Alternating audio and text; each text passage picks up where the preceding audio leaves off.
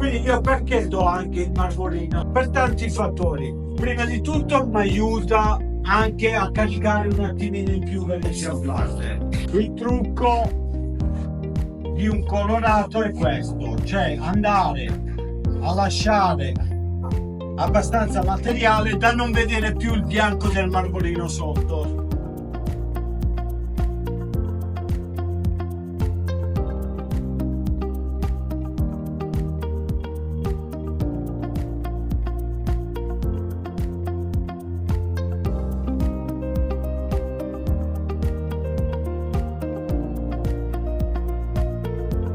Tutte le cere, come potete vedere, sono tutti in superficie, guardate, proprio l'acqua, no?